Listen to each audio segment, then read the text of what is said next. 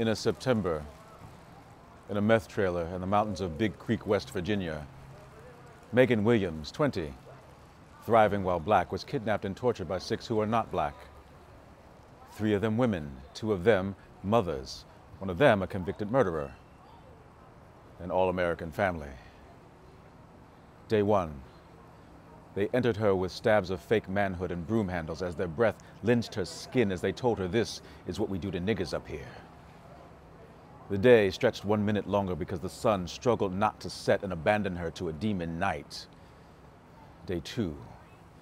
They fed her the waste of rats and dogs and self, making it clear who the true animals were.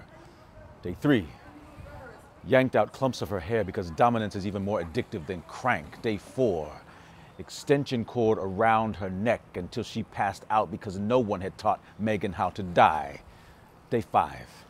They passed the knife and slashed her leg. She willed her blood not to clot, but to run for help. And from the table where they held her, she unraveled her fingerprints until they dangled, allowing the last of her identity to climb down and escape before they beat it out of her. And with no rescue from the heavens, she prayed to the mother that even God must obey. Her answer was deciding. If I am breathing, then I am refusing. If I am moving, then I am uprising. If I am alive, then I am escaping. And as they fall, I want to teach my tears to bear witness as kamikaze mirrors as they hit the floor and then raise the dust and become tornadoes, splintering this wood to every tree that ever bore a noose. I want my pulled hair to Medusa your tongue and suffocate you in your sleep. You want darkness? Then maybe I will choke the night until it blacks out and I am truly invisible. You were never really seeing me anyway.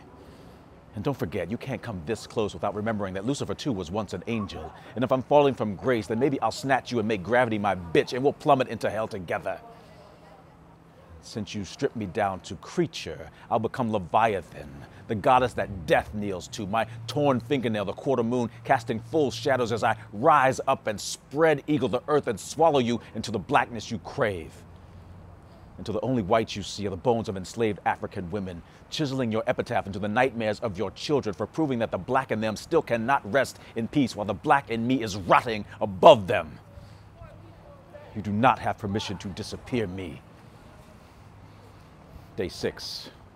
Megan was not dead enough and stretched her arms out the trailer window. A boy named Eddie saw her and called the police. When they arrived, Megan limped out the door. All she could say was, "Help me." And on the 7th day, the prosecution rested. They decided not to charge them with a hate crime. And if you, United States, then why does West Virginia not know how to slay dragons? They are not to blame, but they are responsible. And if R. Kelly wants us to pay off his witnesses, and we do, we are not to blame, but we are responsible. If we think that what women wear controls what men do, we are not to blame, but we are responsible. If we forget that Elizabeth Smart and Amanda Berry and Michelle Knight and Gina DeJesus and 276 Nigerian girls are kidnapped every day for the rest of their lives, we are not to blame, but we are responsible. And as the responsible, if we think that silence means there isn't a girl crying, then we are to blame. There is always a girl crying somewhere. She's saying, "Help."